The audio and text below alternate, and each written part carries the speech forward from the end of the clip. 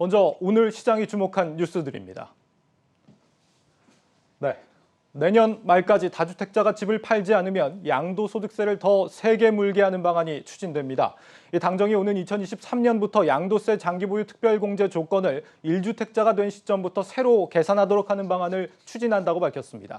장기보유 특별공제는 1주택자가 집을 오래 보유할수록 나중에 집을 팔 때 양도 차익에 대한 소득세를 깎아주는 제도입니다. 각각 보유와 거주 기간이 길어질수록 세금도 더 많이 깎아주게 되는데 10년 이상 보유했고 거주했다면 각각 40%씩 세금이 공제돼 최대 80%까지 양도 차익에서 빼고 세금을 계산합니다. 지금까지는 다주택자가 집을 처분해서 1주택자가 되면 남겨진 1주택을 처음 취득했을 때를 기준으로 보유와 거주 기간을 계산했는데 오는 2023년부터는 남겨진 1주택을 처음 취득했을 때가 아니라 다주택을 다 처분한 시점부터 기간을 새로 따지겠다는 겁니다. 이 법이 2023년부터 시작이 되니까 만약 집을 팔 사람이라면 내년 안에 파는 게 확실히 유리하겠죠. 다주택자들에게 내년까지 처분을 하라는 신호를 보낸 건데 하지만 시장에서는 오히려 매물이 더 잠길 수 있다며 우려하는 분위기입니다. 양도세는 주택을 팔 때 내는 세금인 만큼 정권이 바뀔 때까지 팔지 않으면 그만이라는 겁니다. 임동진 기자가 이번 방안에 대한 전문가들의 의견을 들어봤습니다. 더불어민주당이 내놓은 이번 방안에 대한 시장의 평가는 회의적입니다. 정책의 취지는 2023년 전까지 다주택자들의 주택 처분을 유도하겠다는 것이지만 시장은 오히려 반대로 흘러갈 것이란 관측입니다. 즉 집주인들이 집을 파는 것이 아니라 버티기에 들어갈 가능성이 크다는 겁니다. 다주택자들의 입장에서는 종전에 장특공제가 적용되던 한 채의 주택에 대해서도 매도할 요인이 사라지게 됩니다. 즉 장기보유 특별공제가 적용될 충분한 기간이 누적되기 전까지는 보유한 주택을 전혀 시장에 내놓지 않을 우려가 있습니다. 또한 집값 상승이 이어질 것이란 기대감이 계속되는 만큼 매매보다는 증여로 주택 수를 줄일 것이란 전망입니다. 양도소득세를 강화하게 되면 다주택자들이 주택을 시장에 매도하는 것이 아니라 이 가구 세분화를 통해서 주택을 정리하는 현상들이 가속화될 것으로 이렇게 예측이 됩니다. 결국 시장의 매물은 줄어들고 거래 가격은 상승할 수밖에 없다는 분석입니다.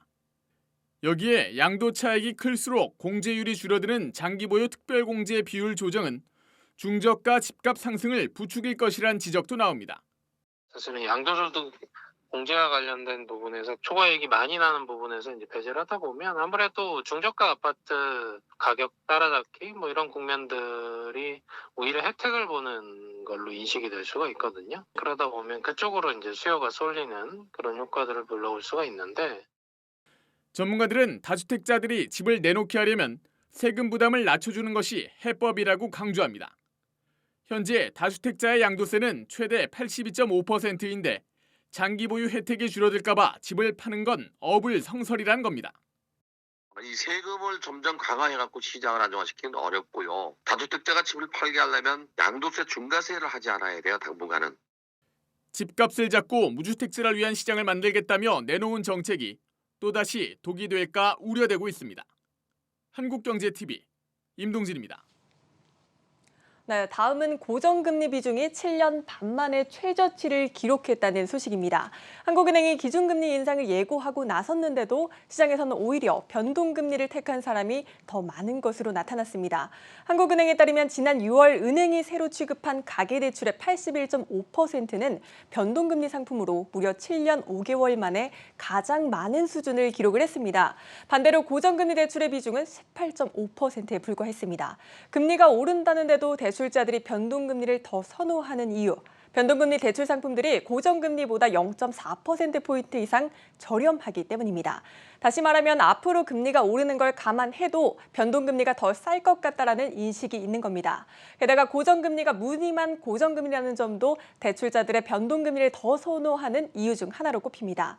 은행들이 취급하는 고정금리 대출의 대부분은 혼합형 상품인데 3에서 5년 정도면 고정금리가 유지되고 이후 변동금리로 전환됩니다. 다시 말해 3에서 5년 뒤 금리가 크게 치솟을 수도 있기 때문에 결국 소비자에게는 큰 실익이 없을 것이란 분석입니다. 네, 다음으로 국민 88%에 25만 원씩 지급하는 재난지원금의 사용처와 방식이 결정됐다는 소식입니다. 대형마트와 백화점, 온라인몰 그리고 대형 전자판매점에서는 쓸 수 없고 동네 마트나 주유소, 편의점에서는 쓸 수 있습니다. 신용카드와 체크카드, 지역 상품권 중에서 선호하는 방식으로 받게 되고 주민등록상 자신이 사는 광역시나 시도지역 안에서 쓸 수 있습니다. 기획재정부가 국민 혼돈을 막기 위해 작년과 동일하게 사용처를 가기로 했다고 밝혔는데 이를 기준으로 보면 프랜차이즈 업종에선 혼선이 주로 예상이 됩니다. 일단 가맹점 형태의 프랜차이즈는 재난지원금 사용이 가능한 반면 스타벅스처럼 100% 직영점으로 운영되는 프랜차이즈는 본사가 있는 지역에서만 사용할 수 있습니다. 현재 스타벅스의 매출이 잡히는 본사는 서울에 있기 때문에 전국의 스타벅스에서 재난지원금은 서울 시민만 쓸 수 있다는 말이 됩니다. 배달앱의 경우 앱에서 직접 결제하지 않고 만나서 현장 결제를 선택하면 지원금을 쓸 수 있습니다. 재난지원금은 방역 상황에 따라 이르면 8월 말에 지급이 되고 3개월 안에 사용하지 않으면 소멸되는 방식이 검토 중입니다.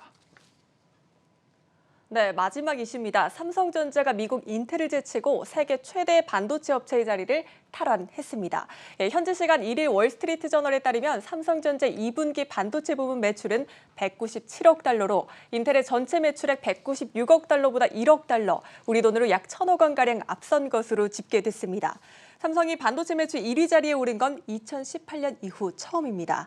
삼성전자의 주력은 메모리 반도체, 인텔의 주력은 비메모리 반도체인데 당분간 비메모리 반도체보다 메모리 반도체의 성장이 더 두드러질 것이란 예상이 우세하기 때문입니다. 시장조사 업체 가트너에 따르면 올해 메모리 반도체의 판매액은 전년 대비 33% 증가하는 한편 비메모리 반도체의 대표격인 중앙처리 장치의 판매액은 4% 늘어나는 데 그칠 것으로 예상됩니다. 다만 승리의 기쁨에 마냥 젖어 있을 만한 상황이 아닙니다. 인텔이 파운드리 시장 진출을 선언하고 2025년까지 업계 선두 자리를 되찾겠다고 공언한 만큼 반도체 업계의 왕좌를 두고 삼성과 인텔의 경쟁은 더욱 치열해질 것으로 전망됩니다. 지금까지 오늘 시장이 주목한 뉴스들 짚어봤습니다.